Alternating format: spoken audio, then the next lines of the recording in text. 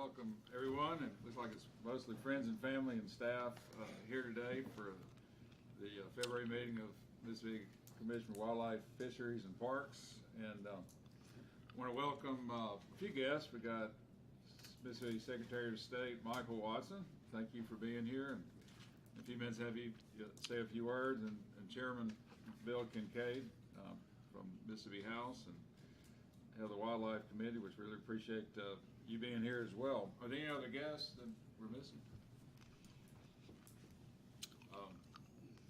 So with that, we have Commissioner Coopwood is on cell phone here, and if he needs to say something, we'll try to get the volume up. Everybody can hear it. We are streaming this. We're trying to use the technology. We want all these meetings to be transparent, and everyone around the state and other places that wants to listen, we want to be involved, and so we appreciate that. Appreciate Josh, Jennifer, and the staff at the commission of making this happen on the road. It's a little bit of logistics for it, but we appreciate any feedback. If people aren't able to hear it, they're listening online, then please let us know or see it, and then we'll have continuous improvement to make that better. So let me open us in prayer, and then we'll get on with the meeting. Dear Heavenly Father, we thank you for this beautiful place that we can be here in Louisville, Mississippi. We thank you for your creation, and let us be the best stewards we can of that, and for this great state to help manage these resources and give opportunity for friends and family and others to enjoy your outdoors. And bless this time and give us wisdom. Let us honor you in Jesus' name. Amen. Amen. So today's agenda was published, and are there any changes or additions to the agenda? Mr. Chairman, on the other business, at the appropriate time, Mr. Bentz would like to have a few words in reference to food service within the parks. All right. And then before license sales, I think we'll have Chairman Kincaid and Secretary Watson say a few words if they're willing to. We appreciate their being here as well. So before that, we'll do the minutes of January 19th meeting. Mr. Chairman, I have read the minutes and I move they be approved as read. I second it. Okay, motion made and seconded. All in favor? Aye. Aye. Any opposed? All right, the minutes are adopted. And today's agenda then is sufficient. Chairman Kincaid, would you like to give us some insights on the legislature and some initiatives and your vision for the legislature? Good morning, ladies and gentlemen, and thank you to the commission for your hospitality, and I want to thank Quail Ridge for their extreme hospitality in hosting this, so thank you very much. A few things that I want to go over, just as a little legislative agenda. Was that me or was that lightning? That was picture. I said legislative agenda and there was a flash. Yeah. But we passed some critical bills through the House this year, and I think things that will really help us moving forward. Number one of them is harvest reporting. We passed a bill, House Bill 258, that's going to start harvest reporting in the state of Mississippi. We're currently the only state in the union that does not have harvest reporting. So we've implemented a plan this year. Hopefully the Senate will take that up. We implemented House Bill 606, which, as many of you know, is our Outdoor Stewardship Trust Fund. We've actually got two vehicles on that. House Bill 606 and House Bill 1064. So those two vehicles will be transferred to the Senate. They've got a bill as well that will probably parallel those bills. That Senate bill is 2494, or excuse me, 2495.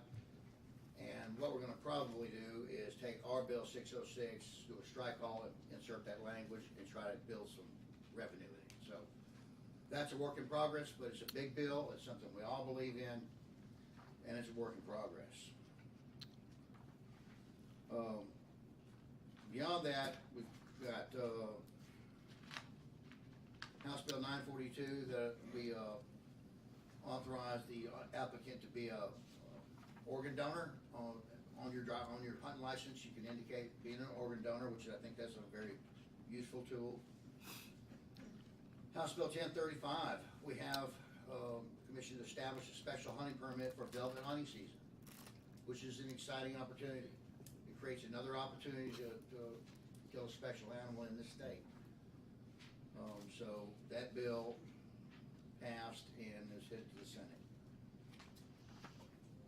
There's a bill that did not come through wildlife, but it's very important. It's going through wildlife and it's actually double deferred in the Senate, but it went through agriculture. But it is a hunting and trapping of nuisance animals and importation in the state. So it's something we need to keep an eye on and something that's going to affect us.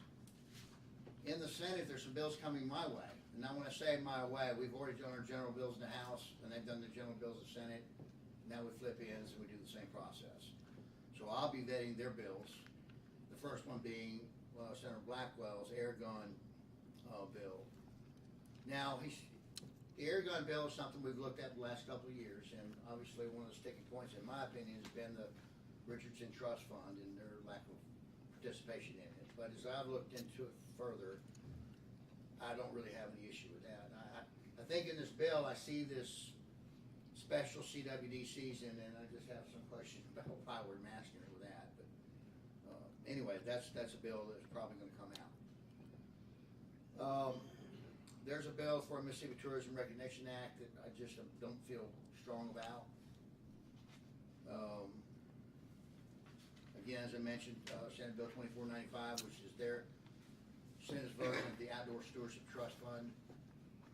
They have some differences of how we perceive it, the mechanics to be, and there's no revenue in their bill, so obviously it needs a lot of work.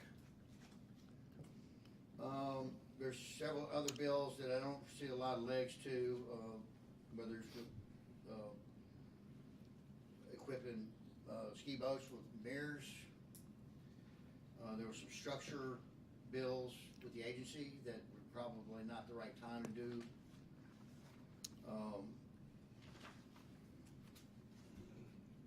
And then there's another bill, 2506, that's come out of the Senate that does the same thing as the Velvet Harvest bill. However, the House bill is a much stronger, better bill. So that's the overview of our general bills that we're going to come forward with. Now, from a appropriation standpoint, I feel much better about where we sit with appropriations and with the available ARPA funds than I ever did.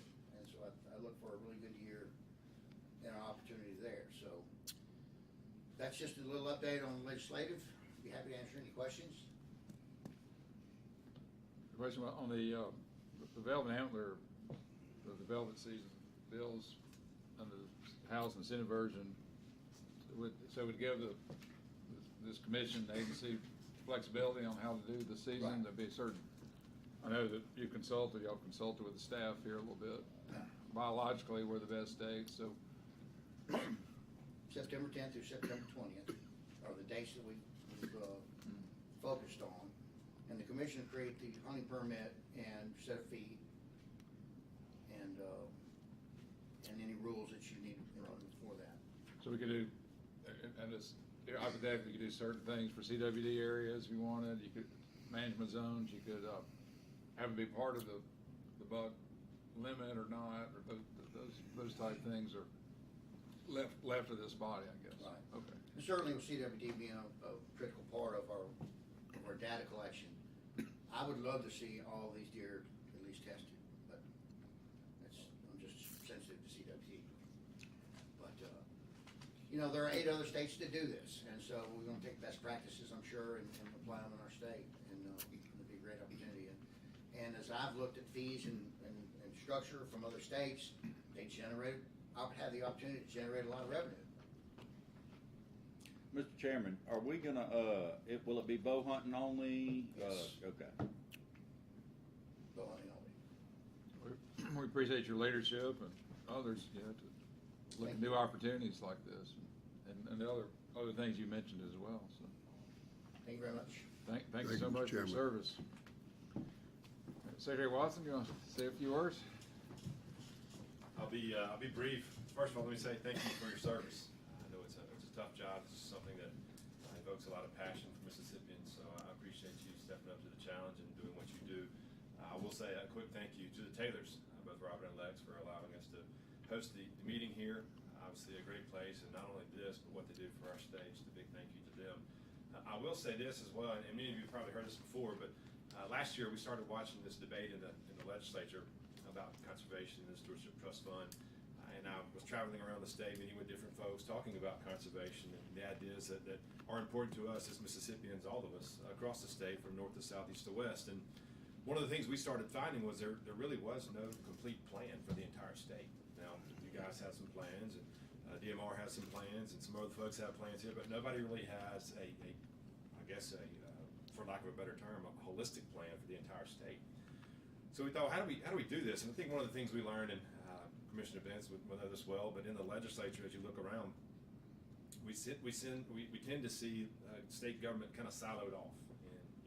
And I'm working over here, so you leave me alone. This is my territory. And I'm working over here. You leave that alone. This is my territory.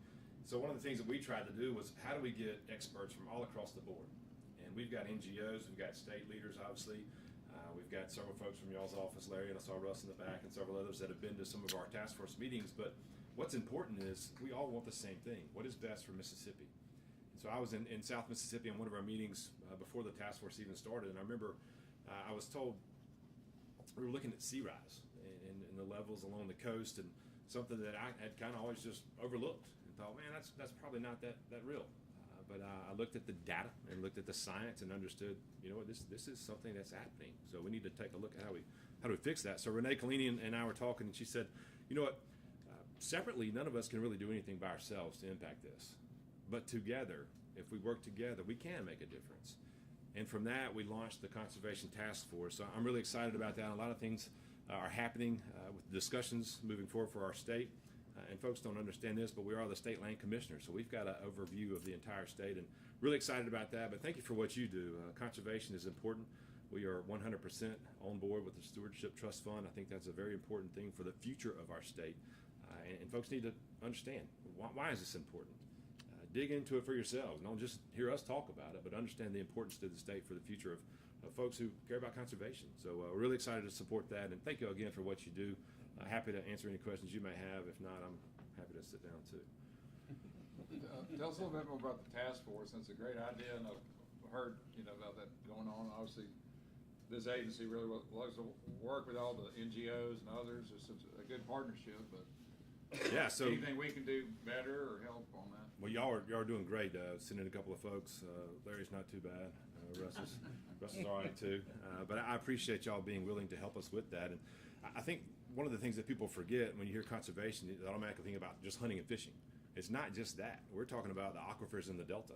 We're talking about sea rise on the coast. We're talking about CWD. We're talking about everything that impacts conservation in our state.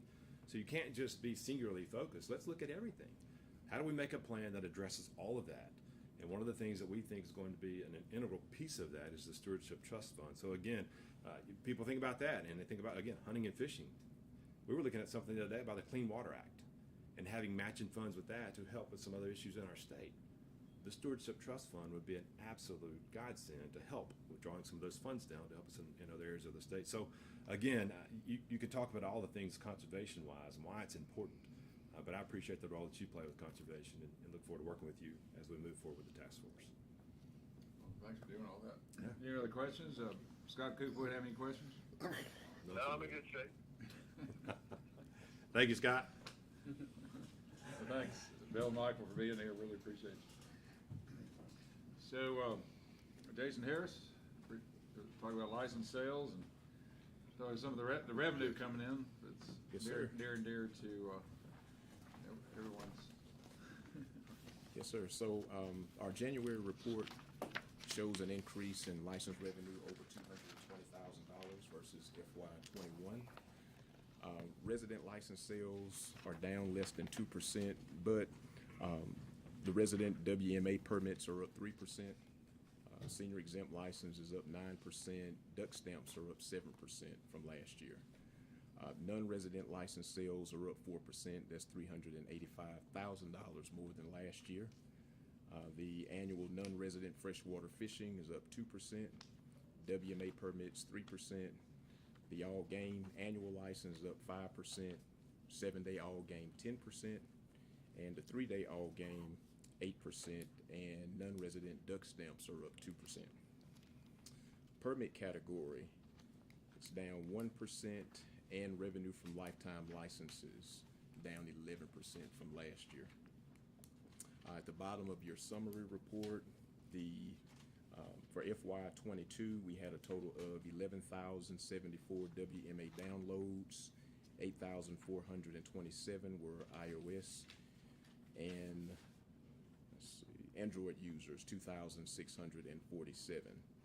Auto renewals, this year we had 44,689 versus 37,756 last year. And license packages are up also so far 23,891 versus 19,612 last year. All those numbers are just, 7,000 more people getting their license automatically renewed than a year ago. Yes, sir, and that's helped. That's- That's helped, and also the packages Yeah. helped out a lot. And so these are numbers compared to the COVID year where numbers were up too. Compared to one of the best years that we've had. So Now, the biggest revenue generator is the change that we made in October to those 3 licenses, the all game, the 3-day, and the 7-day all game license. So that's helped with the revenue. yeah, it's great. Anything going on in surrounding states new or anything else going on? Are we pretty much in line with everybody else? Pretty much in line. I know new for us coming up March the 1st is an online boat registration application, which is something that's going to help us out tremendously. Typically, people send in their boat registration applications through the mail or come into the agency. Now they'll have an opportunity to upload the documents online so we can process their boats. Well, it's good numbers. We appreciate it. Yes, sir. Anybody have questions? Non-resident money is really good too. Yes, Is sir. that, I noticed it's 108,000. Is that most of them from Louisiana like it was? Like So- 60,000 from Louisiana? So far, the revenue overall is 15 million. Over 6 million is from Louisiana residents. So the total non-resident was almost $9 million. Yes, sir. And that was up 4.52%. Correct. Opposed to last year. Correct. Pretty good. That's great. Any other comments from anybody else? Chairman Kincaid or Secretary Watsiali? Questions? Thrilled about it. I mean, that's with a national trend with demographics, a lot of license sales going down, generally nationally, a lot of places, so that's Yes, sir. good. Anybody has any ideas about how to implement best practices to make it easier, better to use, whatever? The staff is great, they're wanting to always improve, so any ideas are welcome. We don't have any public comments signed up, so I don't think there's anyone else, correct? So now we have wildlife, Russ Welch. Thank you, Mr. Chairman. Good morning to the commission. I have a brief update for you. We'll pass out a few things. Thank you, sir. Give an extra one for I do. Chairman, Secretary. Thank you.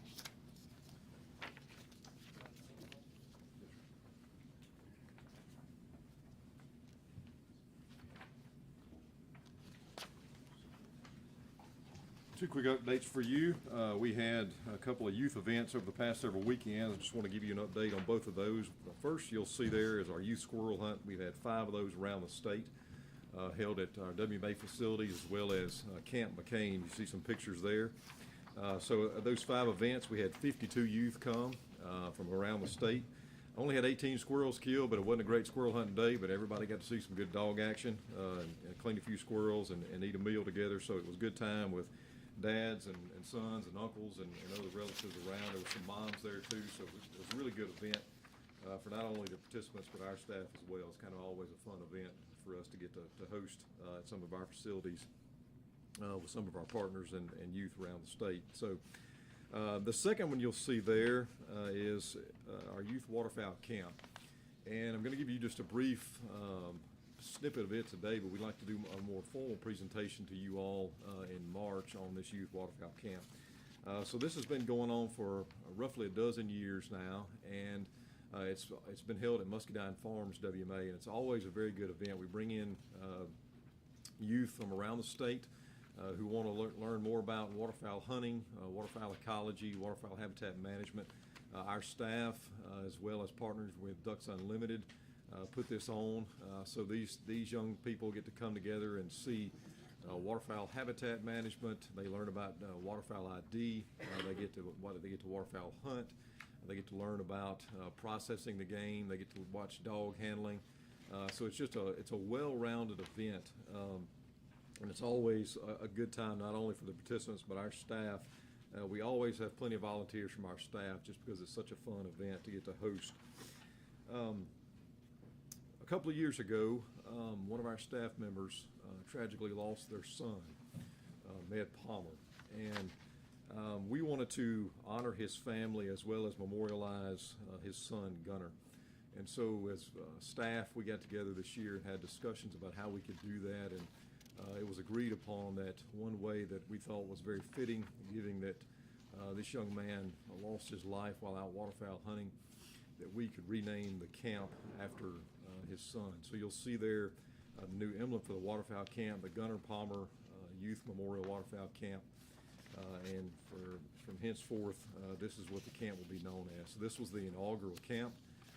We had a special presentation at the camp with Med and these campers, and it was a very special time. We'd like to do a more formal presentation with this commission in March. But this year we had 12 campers from around the state. We had 11 guys and one young lady. For the weekend, there was 40 ducks that were harvested, and some interesting stats from those 40. 11 of the 12 campers were able to harvest their first game bird. 11 of 12 harvested a game bird. 4 hunted for the first time, duck hunted for the first time. 3 harvested their very first ducks, and 1 harvested his first wild game of any kind. So it was a good first for a lot of these young men and young women here. Again, they all had a good time and got to see a lot of different things and had a very good weekend. It was really cold that weekend for the youth camp, but it was a good time. And you'll see a picture there. I think maybe the last picture, you'll see a picture there of Med in the center of the photograph, as well as the staff and campers there for this weekend. So very special event, and again, we'd like to do more in March with his family. So that's all I have. Be glad to take any questions about that. But 2 very good events, passing on our heritage to our young people. Russ, I can't say enough about this. That's what it's all about That's right right. there. Yeah. Special time for all of our staff, for sure. We enjoy it. And it was full. I mean, there was demand was Absolutely. for all the spots. Yes. Yeah, right. Both events filled up quickly. So, yeah. That's great. Do you have other stuff on wildlife? no, sir, that's it for us. So Question, well, 2 things. We have the Turkey Summit. That's right. This Thursday. Could you tell people about that? Right, so this Thursday, we're going to host our very first Wild Turkey Summit. It's going to be held at the Farm Bureau Federation, our Farm Bureau building there in Jackson. First of its kind. We've had a waterfowl summit for a couple of years, but this will be our first Wild Turkey Summit. So there's been a number of individuals from around the state that have been invited to this meeting that are involved with conservation, as well as avid turkey hunters from around the state, to get together and discuss what makes Mississippi special as far as turkey hunting goes, as well as some of the challenges and some of the successes that we've had, and how we can move forward as a state with managing our wild turkey resources. A lot of states around us that are doing certain things, whether it be season structure changes or bag limit changes, and so we have a comprehensive wild turkey management plan in place in the state that we're moving forward on. This is a way to get together with our constituents and our partners and discuss how we continue to enact that plan and how we move forward. So looking forward to a good event. Along those lines, the draw hunt for out-of-state folks for the first 2 weeks of the season, when are the dates for that, the drawings? All right, so the application period was over last Tuesday, the 15th. And so that draw will be conducted actually today. And so we will then be able to notify those that were drawn for the non-resident turkey draw, hopefully here in the next several days. You know how many people applied? Had a little over 1,000, what was the final number? 1,097. And how many you gonna pick? Probably gonna be right at 1,000, yeah, or maybe 1,097. So the goal was 1,000, so we got there. So basically, everybody that applied out of state will get a tag, pretty much. Okay. And that's for any WMA or public land around the state. That were open public lands. Open yes. public So land. anything that doesn't Right. have a special draw hunt structure, if it's just open Right. public lands, yeah. So And we have special draw hunts on some WMAs. that's right. And non-residents and residents can still apply for those, and that application period ended the 15th as well. Okay. So, in CWD real quick, we know we have, Tensall Parish That's right. had a positive, couple of North Mississippi counties. What all, anything new on CWD that we? So we ended the deer season as of today. We have 48 positives, which is the most we've had since we found CWD in 18. So Alabama did have their very first positive this season, as well as Louisiana. We still have over 600 samples. We got some sample test results in Friday. We still have over 600 samples left at the lab. We've had some trouble getting the kits to do the actual test work. So hopefully over the next several weeks we'll be able to clear those samples out. We have, again, about 611 that are left at the lab. But we did end the season with about 6,000 samples, which is a good year. And today we're sitting at 48 positives. So that was from Alcorn, Tippah, Benton, Marshall, and Warren counties. Still most of them in Benton and Marshall. That's right. Russ, I think there was a new positive down around Warren County, is that correct? Two Yeah. positives came Two. from Warren, yes, sir. Okay. And was it on, I don't want to give out any I really don't know where exactly it was, but, It's public, by Kings Point Island. okay. So, is that an island surrounded by water? Pretty much on three sides for sure. Yeah. There's a section on the north end when the water levels are right, you can cross on land, but it's mostly surrounded by water. Right. Do we have any idea where that positive could have come from? No. The original positive was found several miles north of there, which is now Phil Bryant WMA. Yeah. And so these two positives are, as a crow flies, about 3 or so miles south of there. But it's where it's originated is still a mystery. So, The Tensall positive was directly west of there? south and west, yes, about roughly 25 miles south of the Warren County 25. positive. Wow. But it's just, as far as Mississippi goes, there's a portion of Claiborne County that Claiborne is, County is where- less than a mile from the positive. The actual land side of Mississippi is about 6 miles away from the Tensall Parish positive. Is this around Davis Island? in that area? Just south of Davis Island. Just south of Correct. Davis Yes, Island. sir. That's- So as far as a hot spot, it's too hard to tell. Right. It's there somewhere, in that Warren County, somewhere in that area. Just a matter of finding where it is. Feel like if you're getting enough samples are there enough samples to do it? So, To in find Warren a hot County- spot? Warren County is probably the most sampled county in the state, and a lot of those have come from the hill region of Warren County. I still think we probably need more samples from the rivers, the western side of Warren County, but it's the most heavily sampled county in the state, probably. Is Louisiana sampling sufficiently, you think? So they kind of had to shift. They responded to the Felthansall Refuge positive in South or Union County, Arkansas. They did sampling intensively around there. Arkansas just got done intensively sampling on Felthansall, and then with the Tensall Parish positive, they shifted efforts to respond to that. So they have been actively sampling. Okay. Now You say we've had the most positive since 2018, correct? That's correct. Are we sampling more than we sampled in 2018, or was there more sampling in 2018? So some of our numbers, our sampling numbers from 2018 are down, yes, but our sampling strategies have changed since then. So this year we've collected more taxidermy samples, which was the intent. And so, we know through the study of this disease that there's a higher prevalence in mature bucks.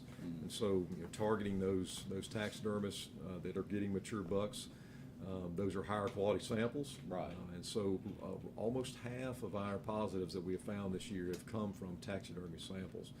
So even though we're somewhat down in the number of samples, our quality of samples has gone up.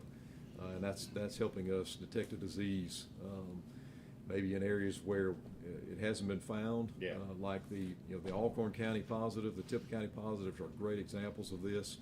Taxidermy samples that we may not ordinarily have received, so that's a good thing. The taxidermy program's going to be a good one. So.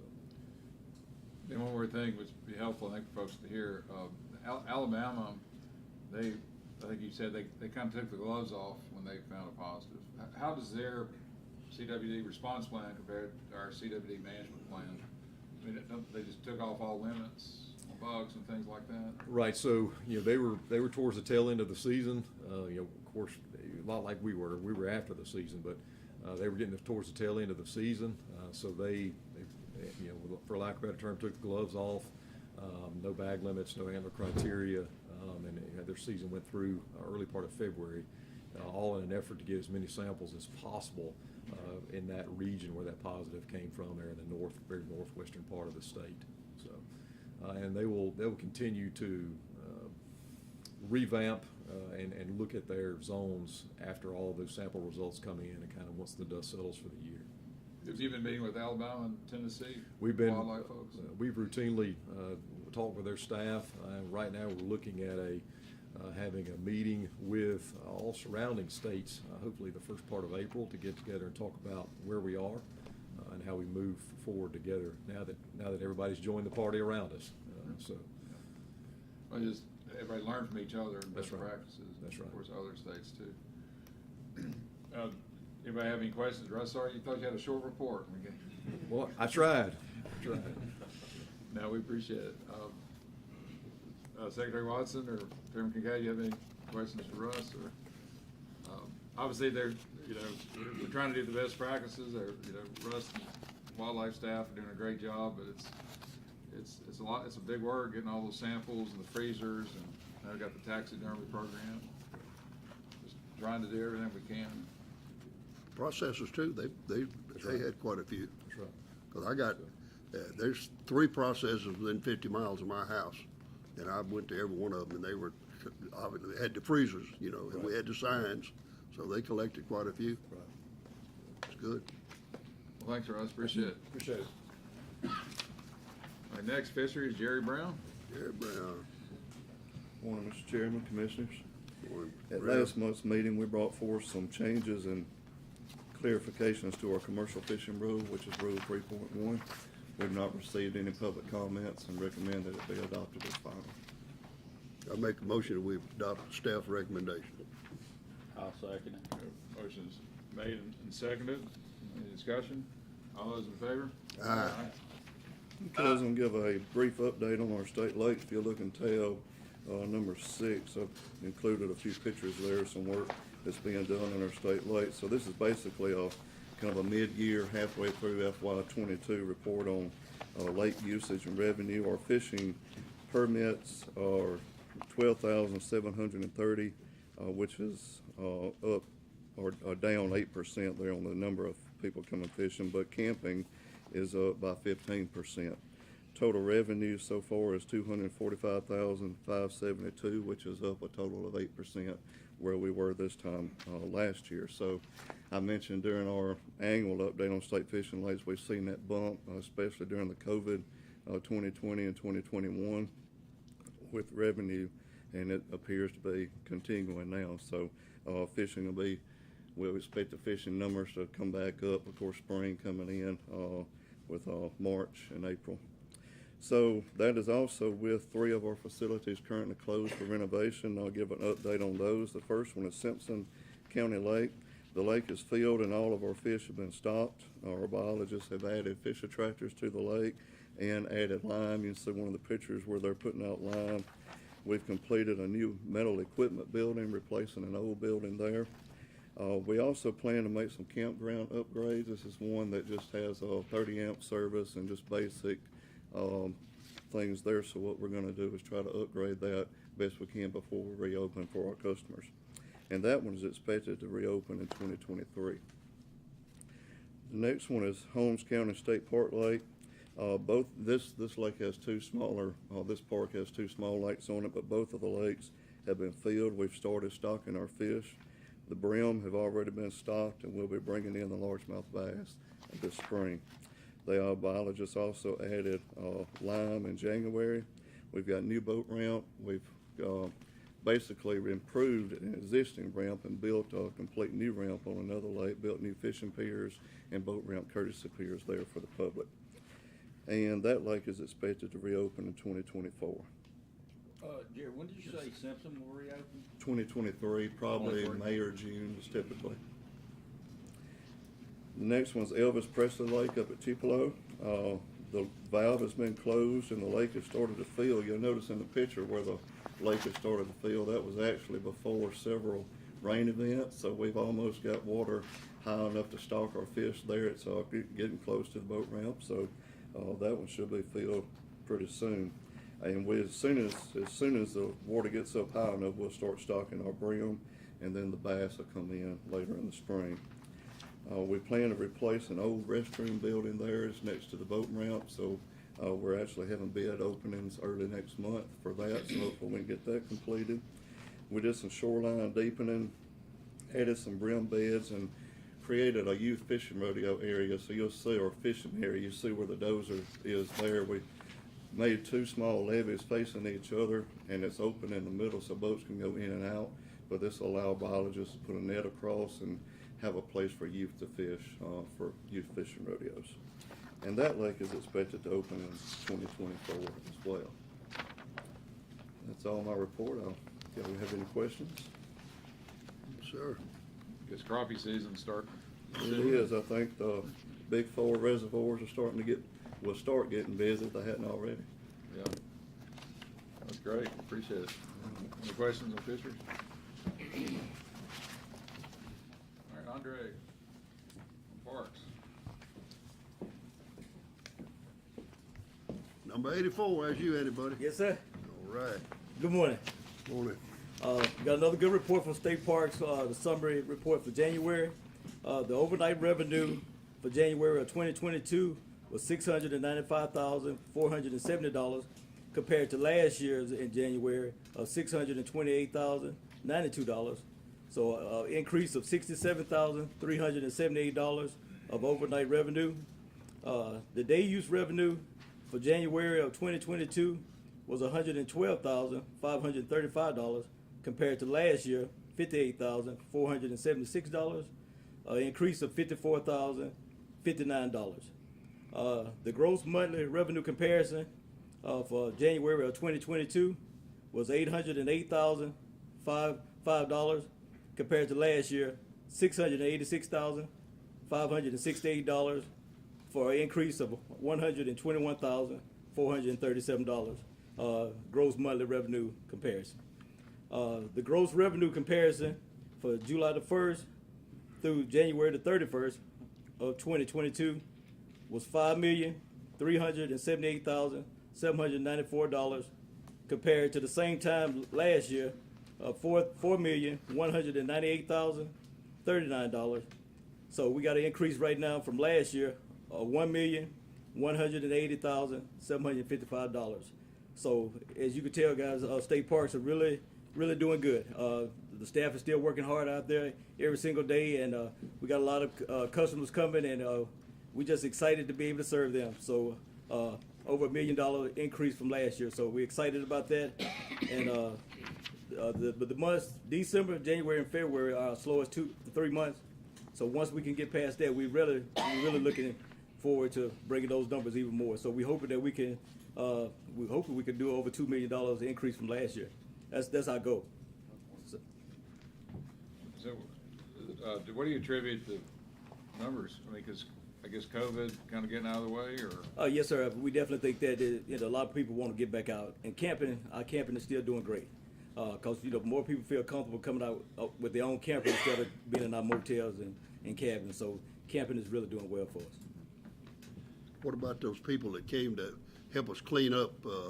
AmeriCorps? Yeah, Yes, sir. AmeriCorps. Are they through? Well, what happened with that round 3? They wasn't able to come because they got sent to Kentucky because they had Yeah, that they had disaster the area. tornadoes up there. Yes, sir. So what we did was reschedule them for round 4, and that starts in March. Okay. So those same parks that were supposed to be getting their help in round 3, now they'll be getting it in round 4. Yes, sir. So we're excited about that as well. So the cabin renewals at Roosevelt, the construction, the upgrades, the test upgrades, I guess. Yes, sir. How's all that going? Actually, we had the bid opening was February the 11th, so we're hoping to get that go by the end of March or middle of April is what we're shooting for as far as getting that renovation started. Yes, sir. So where all will that be? Just Roosevelt, or? Oh, well, we got cabin 8 and 12 at Roosevelt project going on right now. We also got a project going on at Tishomingo where we upgrading 25 campsites with full hookups. Because right now at Tishomingo, they only have electricity and water sites. So those 25 will be upgraded to electricity, water, and sewer. And the sites will be wider than the normal sites that we got there already. And then we got 2 other projects going on at Buccaneer State Park, which is the splash pad zone renovation that we're doing there. And we're also doing a campground upgrade there as well, 45 campsites. And all those campsites will be right there off the Gulf. So we're excited about that. We really, me and Stu was talking about that on the way down. If we get those 45 sites up before Memorial Day, we look for that park to go over $2 million annual revenue. Easy. Yeah, that's great. And Yes, sir. part of these upgrades are kind of showing examples of guidelines of how you can upgrade other parks too. Yes, right? sir. Once we get the And like I budget. said, what we're doing now is working on trying to go to all the parks and do some kind of upgrades. We're taking carpet out of cabins, putting down flooring, the vinyl planks. So we're doing something at all our state parks to try to make them better parks. Andre, isn't there 2 parts, and Stu might be able to help answer this question, but isn't there 2 parts to like Buccaneer that one was shut down after Katrina or something like that?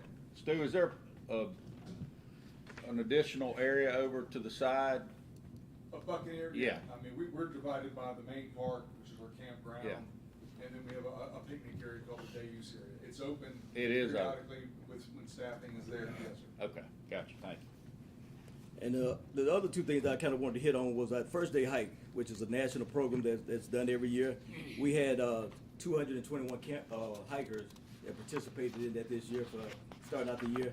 And all of the park operations staff was part of that, so we was excited about that. We did some hiking as well, so we trying to stay healthy as well. So, and the Tenter, we launched it on January the 6th. So far, we had almost 20 reservations for the Tenter at the 8 state parks that we got, and we're excited to be able to provide another service for our state parks. Great, we appreciate that. Any other questions? Doing a good job, Andre. Thank you, sir. Appreciate it. I appreciate it, guys. We attribute all that revenue increase to you. Well, no, I can't take the credit on that. It's the hard-working staff that we got out there in the field. No, Yes, that's fantastic. It shows the parks they're a great resource. Yes, sir. People love them. Exciting opportunities to make them even nicer. Yes, sir. Nicer, with Exactly. some of this opportunities for new funding, maybe. Yes, sir.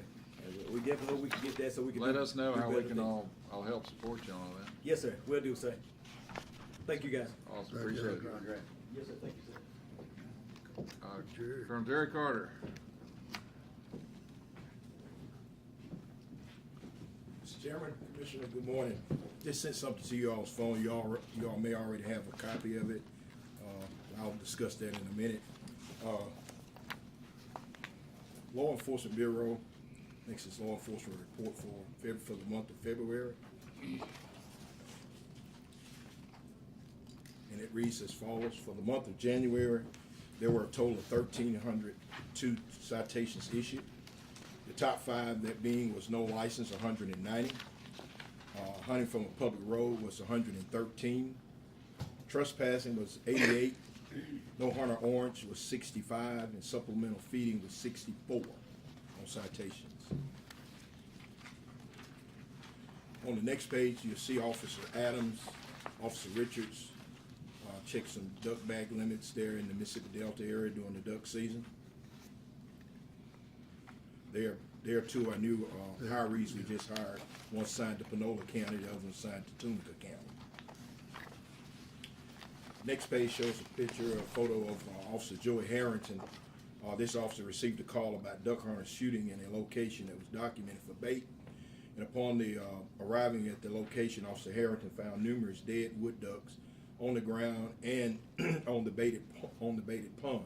Upon further investigation, Officers Harrington and Guest were able to locate the violators, and a total of 28 citations were issued. Citations included hunting over bait, possession of waterfowl illegally, and exceeding the bag limit. How many hunters was that? I'm not for sure. I didn't get a full report.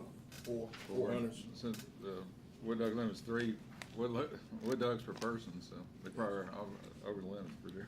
I see they got some deer horn in the back of the truck too. Yes, You sir. probably checked that out. We They did. violated Sure we it did. too. Yes, sir. Outlaws. On the next page, it's going to be Officer Evans. Officer Evans was assisting with the signage there at our famous spot, the Scatters, putting up the no-wake zone signage. Officer Evans also is one of our new officers that we just recently hired. He's assigned to Grenada County.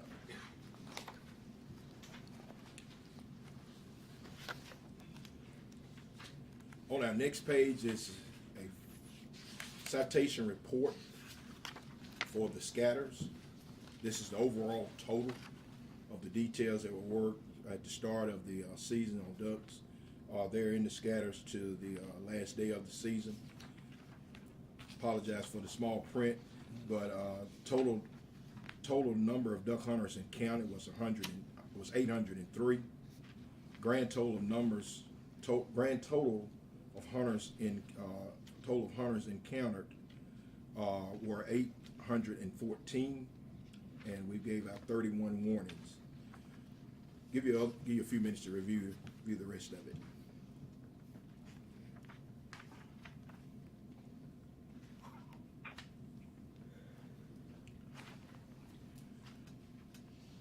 On our citations, I just highlighted the number by rating. We had a total of 25 citations issued for no federal duck stamps. That's leading number one on our citation. Number two down at the bottom was 21 shotgun shell limits on Mal Mason WMA. Our third was no wake zone, and our fourth was nine issued for no WMA user permit, and the rest numbers follows in line. I'd like to say big thanks to our officers that worked hard, Major Jason Young region and a few from the Central region officers that came and assisted us on those weekend details at the Scatters. A great job. I feel they did an outstanding job on the enforcement efforts and keeping things at a bare minimum there on that at the Scatters. Colonel, I'm reading that last line item that says floating federal waterfowl stamp. Yes, sir. What exactly is a floating federal waterfowl stamp? What we find out is that a lot of the hunters out there, they don't sign them. They don't sign the stamps. So what they're doing, they're passing that stamp along to their buddies, so forth and so on. It's not being signed. Oh, Yes, sir. so I'm giving my stamp to Billy and. Roger that, sir. You gotta sign it. Gotta sign it. But I just can't, I can't imagine somebody, how much effort it takes to go duck hunting and don't buy a duck stamp. Yes, sir. I mean, I can't imagine what kind of moron would go duck hunting without a duck stamp. I mean, he's trying to get caught. Yes, sir. Call that idiot down in Jones County. Yeah. It happens, sir. Trust Yeah. me. Question kind of for Jason and for you. Do y'all encounter people who had never received their federal stamp?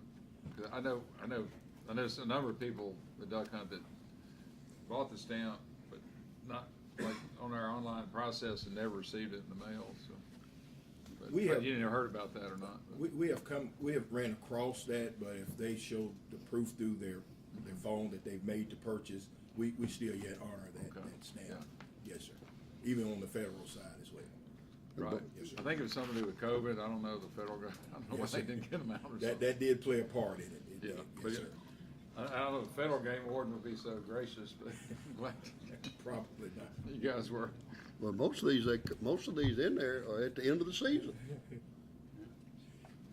No federal stamp. I mean, they've been hunting all. Right.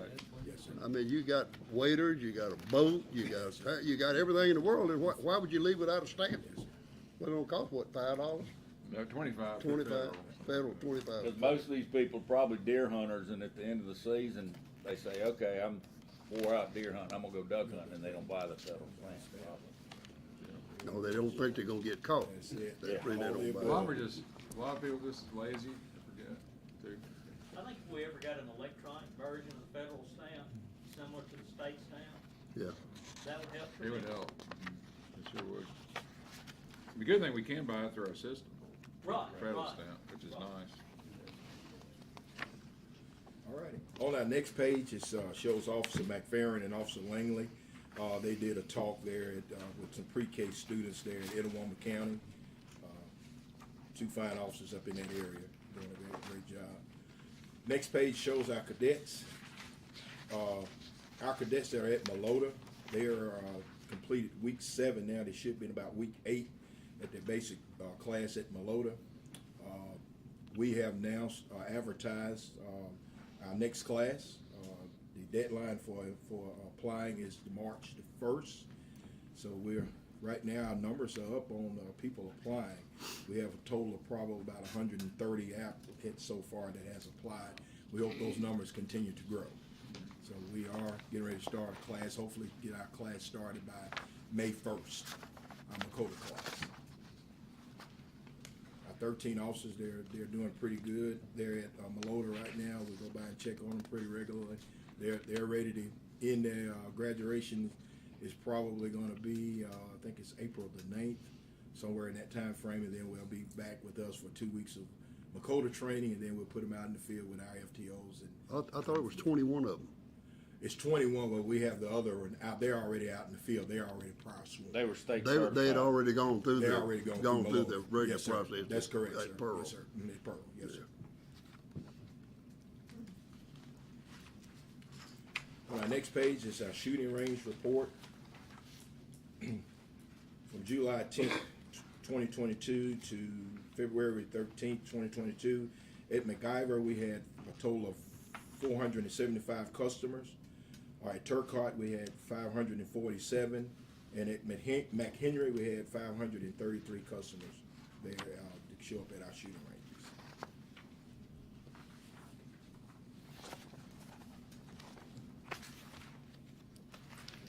As I stated earlier, the picture I just sent to some of you all's phone, we had three of our officers was recognized there in Nashville. They attended the National Wildlife Turkey Federation. They were requested by special request by the Federation to be honored and recognized.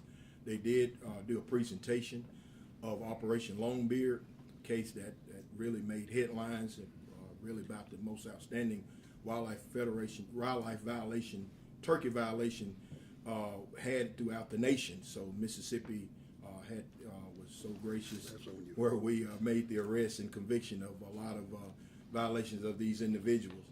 And the pictures you all probably have received, it shows you officers, Lieutenant Sheila Smith, Master Sergeant Randy Cooley, and Sergeant Major Jake Guest. They were the primary officers representing the state of Mississippi in that case. There they were recognized. They, unbeknownst to them, they didn't know that they was going to receive the award. So they received the National Wildlife Turkey Federation CEO Chairman Award. So we're very proud of them. And Commissioner Benz had a chance to go up there, and if he wants to give a little comment on it, we'll yield the floor to you, sir. Well, all I can say is they absolutely made Mississippi proud. That was the first inaugural CEO Chairman Award, and Mississippi will be known as receiving that. Your officers, they were professional. I actually sat through the presentation. Yes, sir. It was a law enforcement only presentation, but they let me sneak in there, and I think they let me borrow somebody's badge or something like that. And but they did a professional job at the presentation, and there's probably, I don't know, 30, 40, 50 conservation officers throughout the United States, and from the state, and our guys and gals are actually teaching those conservation officers, you know, the tactics that they used. I do believe, and I asked them, Colonel, they can do a super condensed version, and I would like the chairman, if he would, to figure out how we can put them on the agenda during one of our educational sessions. They came to these same people came to a meeting before you came on the commission. They brought all those. Remember, they brought all those beards and turkey feet, the spurs and everything. They brought. Remember, we were down on the coast. These people Probably under Colonel Adcock. Yeah. Maybe we could be good Get to do them it, back have, again, Have yeah. come again and do it now. They have a PowerPoint, They and really they can put it refined real it. condensed. Refined it, yeah. And we'd love an opportunity for the other commissioners to Yeah. be able to see that. Be honored to, sir. Yeah, I'll tell you what's impressive is that thing. They had all those spurs tied together. Those turkey feet. That thing reached from here to that wall over there. Well, they caught all those people up in where was they hunting? They was up. They were all over. They were all the people. I mean, the hunters were from like Mississippi. They was in Yeah, but Lynn's they- backyard down there. I know it, but they were. And they went to Kansas. Yeah, they went all over the country. Those same people, Correct. several different states. Yeah. So, they did a great job. Thank you, sir. They sure did. And I was proud to know that I was from Mississippi. Yes, sir. And they not only, you know, it's not just those officers who got recognized at the National Wild Turkey Federation annual convention, but it's our other officers who do the things around the state that nobody even really ever knows about except the leadership, and they're you know, they do a great job for us, and that is a testament to the professionalism, I believe, of the leadership on the law enforcement side. Thank you, sir. Thank you. And thank you for the photos that you provide for us Yeah, as well. yeah. Appreciate it. All right. Last but least, I'd like to present you all a printout of our supervisors.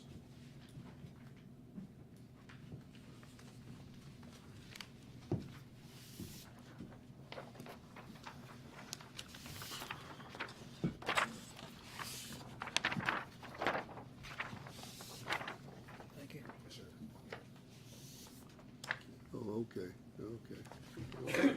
February 14 on Valentine's Day, we made it official that we have hired new supervisors for the state, within the state. These officers have were interviewed. They did a great, outstanding job, and we made the selection with the approval of the executive staff to hire the following officers. So at this time, we're proud to say that we are fully staffed with lieutenants and sergeant majors throughout the state filling those vacancies. And we appreciate the fine job that officers filled in and helping us out, and our supervisory efforts during the vacancies of these positions. If you look at the first page, you'll see the highlighted property lines, or the line that goes through their districts, starting where you see Montgomery County and back up north. This is all of the North Region counties. Major Jason Young, those are his counties of supervision as the major regional administrator. The next one, starting at Holmes County all the way down, that'll be Central Region. Simpson County all the way down to the coastal area, that will be the Southern Region. And if you turn over to the next page, you'll see our new supervisors that we just recently hired. Lieutenant Eric Farish, he's up in North Mississippi, covering Benton, Tipper, Union, and Pontotoc. Lieutenant Tyler Murphy. Tyler has oversees Carroll, Montgomery, Grenada, and Yalobusha. Lieutenant Sheila Smith. She oversees Jefferson, Claiborne, Lincoln, and Simpson County. She was involved in that turkey deal. Longbeard, yes, sir. Yeah, Yes, sir. Lieutenant Ted Hooper. Ted will oversee Ted will oversee Jones County, Wayne, Perry, and Greene. Our captain for the, I guess you say, the east side of the South region is Captain Clay Reddy. And covering counties down south in Pearl River, Hancock, Harrison, and Jackson County is Lieutenant Keith Sose.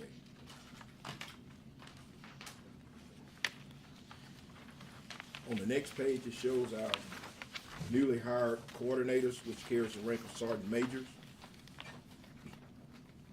To your right, you'll see Sergeant Major Marshall McCraw, which covers 15 counties in the central region. On the southwest side of the county, down below on your left, is going to be Sergeant Major Jake Guest, also in Operation Longbeard, 14 counties. And Sergeant Major Joey Harrington, which covers 13 counties on the southeast side of that south region. These are our new hirees that recently promoted to those ranks. We're glad to have them aboard.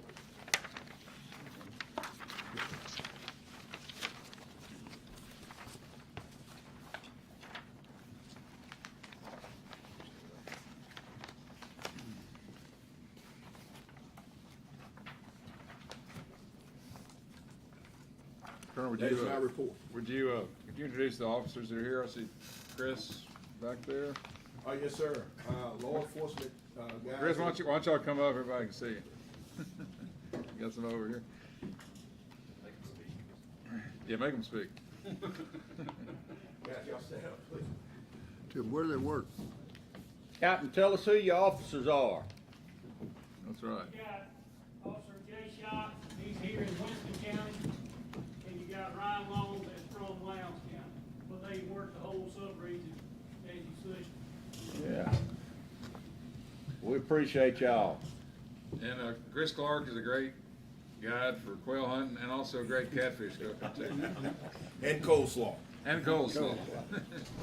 So they're helping cook for the Turkey Summit this Thursday, and they also were at the last week at the Ag Museum for the Sportsman's Caucus with the legislature. So they have multi-talented officers there. We appreciate y'all. Thank you. Appreciate your service. Really appreciate you guys being there. That's the law enforcement report. Any questions? Thank you. No, thank you, Colonel. We have other business. I think Commissioner Benz had something on food services. That's right. You were going to do, and then Jock, I didn't really have to do this, but if y'all can give a brief update on social media, PR, and do that first, and then yeah, why don't you come up and do that? Just kind of let us know what all's going on, because I think one of the things which I know Chairman Kincaid and others probably knows that this agency does so much, but it's just a lot of the public and a lot of the legislature they don't realize what all y'all do. Things like law enforcement, things like voting, hunter safety, youth camps. I mean, there's so much. Yeah, so all kinds of stuff. So January, we spent a lot of time out in the field, whether that be attending hunts with Mississippi Outdoors or going to the wildlife camps. We did one partnership that's in its second year. We had a 2-year gap during COVID, but was a university hunt program that's done through Delta Waterfowl. And so they take students that are junior or senior or in graduate school in the fields of forestry, aquaculture, wildlife, forestry, and take them hunting for their first time. So we went and attended that hunt and photographed that for future promotion type stuff. So also worked a lot with Andre. Me and Stu sat down with the Declaring Ledger last week and talked about Tinter, which is a new partnership that the state parks is doing, some glamping tents. So we do what we can to get out there. They don't pay us to miss the shot, so we get out in the field as much as we can to get the word out there about everything. We also send marketing emails each month, newsletters. There's more than 3 opportunities to purchase a license through something that we send out. So just really trying to drive traffic to the mobile app and to the website to purchase a license. And we've been promoting packages, as you see in there. And since July 1, direct transactions are almost 1,500 packages purchased through some type of marketing campaign that we've done. So really trying to drive traffic there. But the team is awesome. We try to cover, like I said, whatever we can from law enforcement all throughout. But there's some notable posts in there. You can see kind of what people are tuning into. That big crappie bust was, I mean, it blew it out of the water. Anything we post about our law enforcement or a black bear or anything hog related, snake related, it usually just blows up on Facebook. So we try to get people in the field to provide us whatever we can to promote the work that we're doing there. So, and then also you can see kind of the photography from this past month. So we use that on social media. We use it in the newsletter. It's used in the Mississippi Outdoor magazine. It's used on anything that comes out of our office. So we capture it now, use it now, and then also archive it so it can be used later. So, but we enjoy it. We have fun. But any questions or comments or anything? So you have, you obviously post on Facebook, you have Instagram, and yeah, so we have we run the gambit. So we have Facebook, Instagram, Twitter. We have like monthly newsletter. We run the YouTube page for Mississippi Outdoors and any type of educational videos. It's also where all the commission meetings are housed after the fact if you go back and watch there. So, but yeah, all that type of stuff. And then any event coordination, like we set up the whole expo, Ag and Outdoor Expo event. We run all that. So we were there this previous week doing those events. So I appreciate that. Any questions for Josh? Yeah. all right, thank y'all. Thanks for that. All right, Commissioner Benz, you're going to talk about this. Yeah, I got a couple things I want to talk about on the other business. First and foremost, I would like to make the public aware that we did get Commissioner Cosser to wear black and gold yesterday. Just gold. Just gold, no black? Okay. Yes, all right, we've had interest, Mr. Posey? Yes, sir. We've had interest on the food services down at Buccaneer State Park. Yes, sir. We've actually had two interests, a food truck interest, and then also a possible interest of figuring out how we can advertise for the existing, I don't know what do they call that store down there, Stu? Our camp store, activity building? The camp store activities building, to see about possibly privatizing some food service or actually selling items in the camp store down there. And so I'd like for you, if you could, to start the process to see how we might be able to do that. And then, a monthly rent with some type of revenue proceeds off the gross sales or something like that. I don't know legally, the lawyers, y'all will have to figure all that out. But I do have a question. Is it, there's not an advertising process for a food truck, is there? Can you just get a permit? I think you have to have a permit to sell a food truck in one of our state parks. Yeah, and just coordinate it with the staff. With the Buccaneer Park staff or with the Jackson staff? We do a concession agreement. Okay. So what do they need to do to get that, what do we need to do to get that going as far as? They contact the staff would contact us, and then we would get in touch with them and work on a contract and see what the deal is. Okay. And is there a permit? We usually do a concession agreement. Okay. Now I'm talking two different things. It's different from the camp store, right? Right.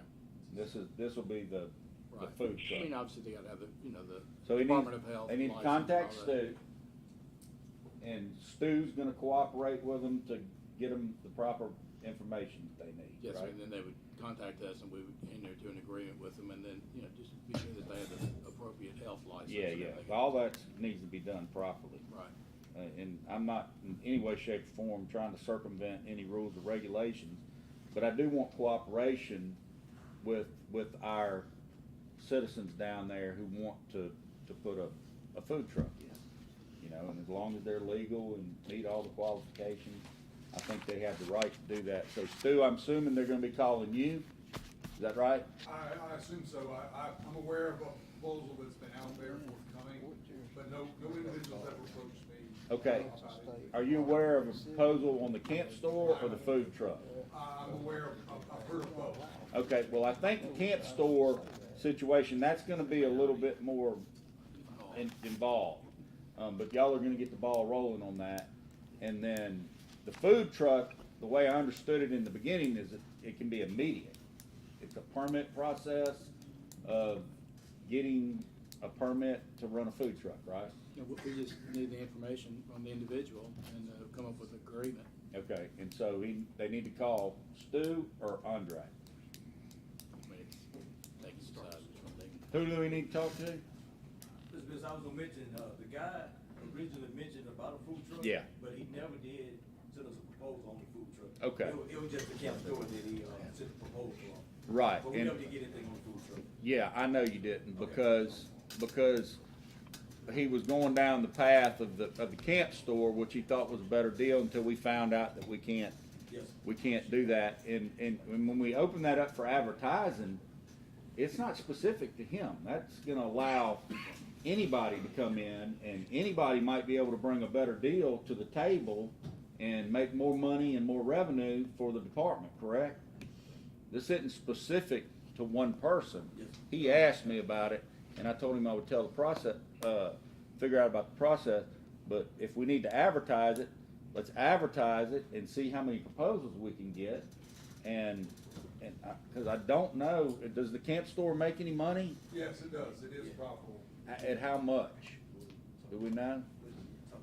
Well, right now I have, the camp store in and of itself is, works independent from the park, but it's part of the larger footprint of the park, sort of tied to our water park.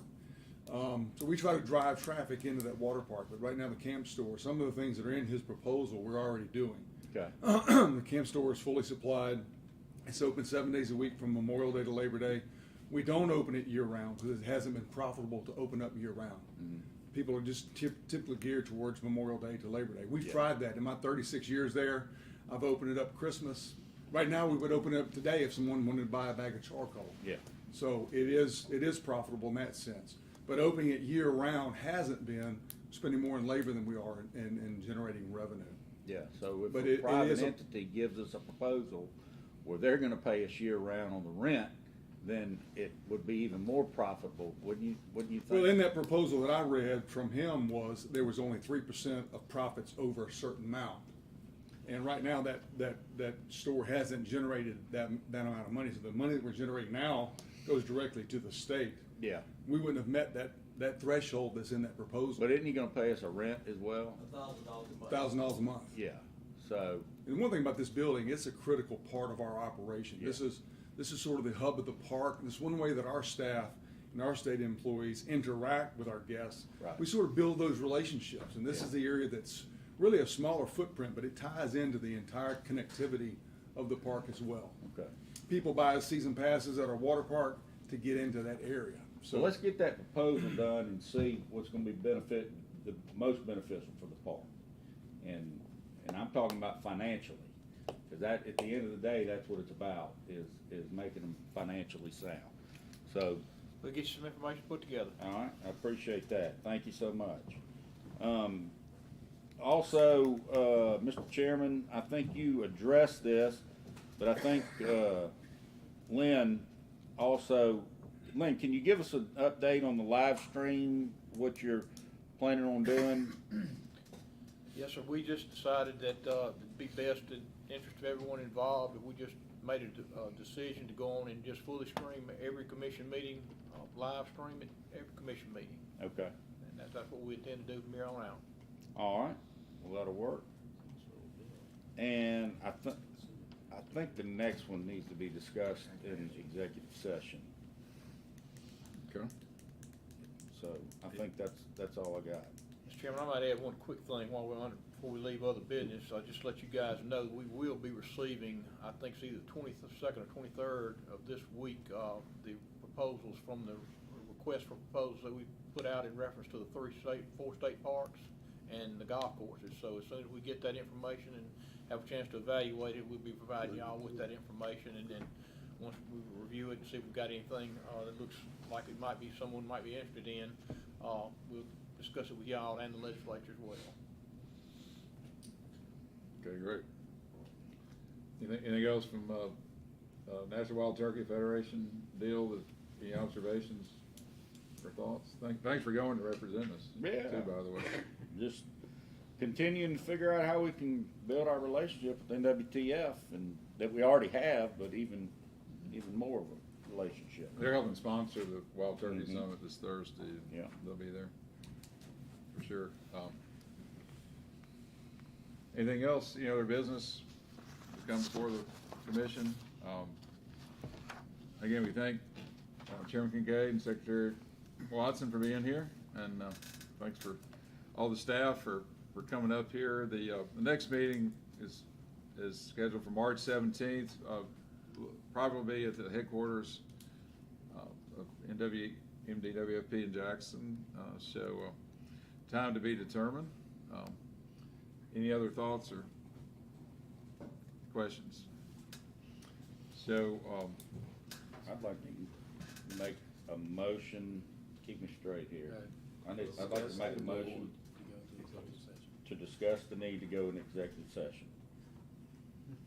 I second. okay, motion made and seconded. All in favor? Aye. Now would our council please So, say his speech?